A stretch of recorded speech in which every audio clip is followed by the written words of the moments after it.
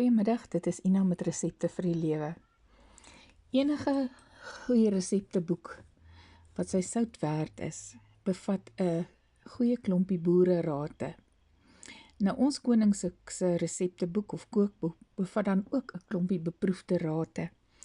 En een van hierdie rate waarna ons vandag gaan kyk, ek wil daarom dit noem 'n boereraad of kan ek dit noem 'n koningsraad, net soos jy dit wil hê, is die kuur vir angstigheid. As ons hierdie gedeelte gaan lees uit Matteus 6 vers 25 tot 34, wil ek hê jy moet luister na hoe die fisiese afgespeel word teenoor God se koninkryk beginsels. En ons lees vanaf vers 25 af. Matteus 6 vanaf vers 25. Daarom sê ek vir julle, hou op om julle te bekommer oor julle daaglikse lewe, wat julle sal eet of drink, of oor julle liggame, wat julle sal aantrek. Is om te lewe nie baie kosbaarder as kos nie? En is 'n mens se liggaam nie baie kosbaarder as klere nie?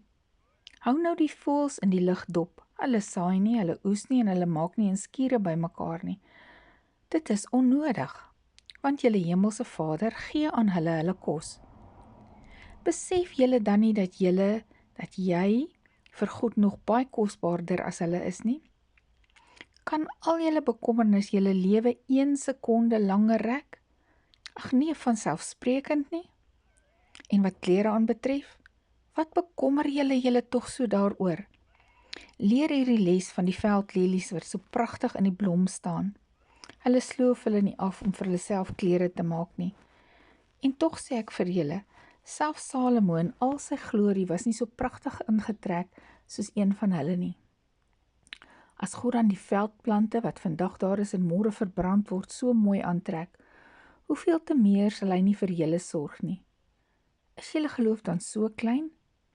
Moet julle dus nie bekommer en vra wat sal ons eet, of wat sal ons drink, of wat sal ons aantrek nie? Dit is tog die ongelowiges wat oor hierdie soort dinge begaan is.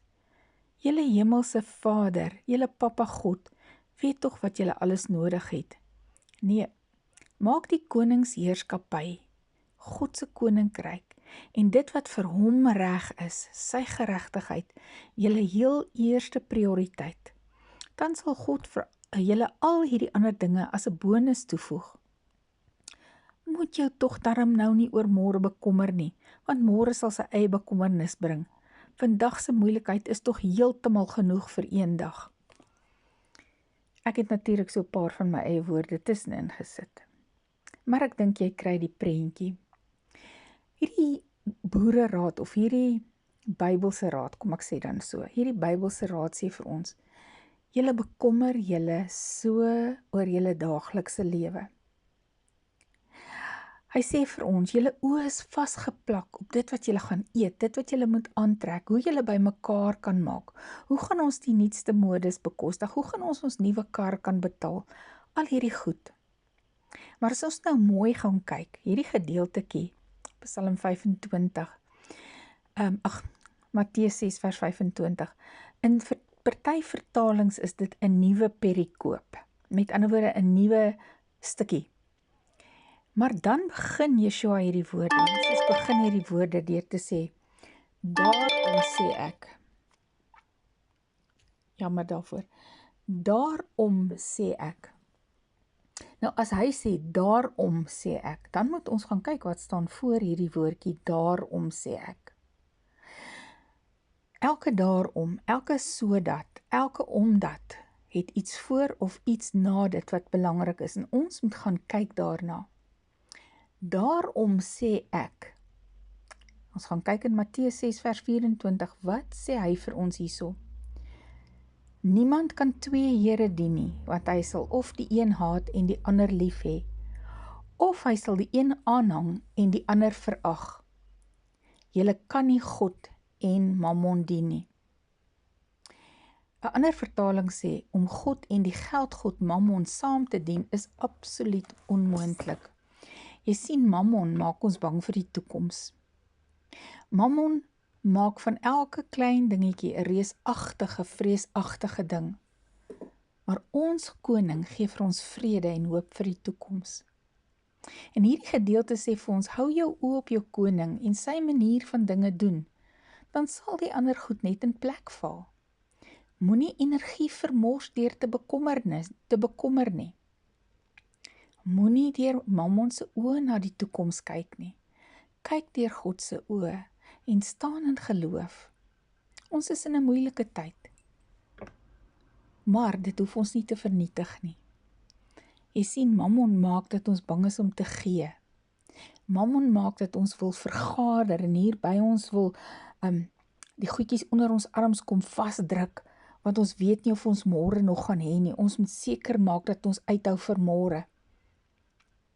Maar ons koning sê, gee. En ek sal vir jou gee, oorvloed. Hy sê, moenie angstig rondkyk nie. Kyk net op. Kyk deur my oë na die toekoms.